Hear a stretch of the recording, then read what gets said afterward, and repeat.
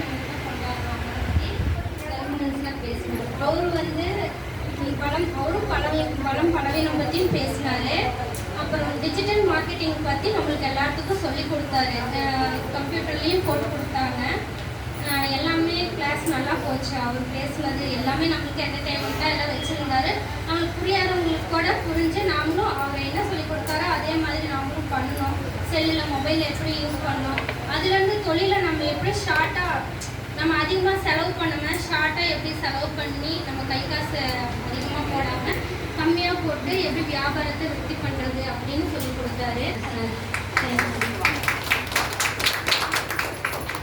Okay, first day பார்த்தீங்க அப்படின்னா உங்களுடைய ஸ்ட்ரென்த் அண்ட் வீக்னஸ் சொல்லியிருக்கோம். அண்ட் செகண்ட் ஒன் பார்த்தீங்க அப்படின்னா உங்களுடைய டிஜிட்டல் மார்க்கெட்டிங், பேக்கிங், பிராண்டிங் இதை ரிலேட்டடாக சொல்லியிருப்பாங்க. சரி, இப்போ நான் என்ன சொல்லணும், என்ன வேணும்னு எதிர்பார்க்குறீங்க? தங்களுக்கு தெரியாத சட்டம் ஒன்றும் கிடையாது. இப்போ ரன்னிங்கில் இருக்கிறீங்க, கரெக்டுங்களா? அப்போது இப்போ நான் என்ன சொல்லணும்னு எதிர்பார்க்குறீங்க? நெக்ஸ்ட் ஸ்டெப் என்ன பண்ணணும்? ஏன்னா ஒரு பிஸ்னஸ்ல என்ன எப்படி பேக்கிங் அண்ட் பிராண்டிங் எப்படி பண்ணணும் அப்படிங்கிறது நம்ம பார்த்துட்டோம்.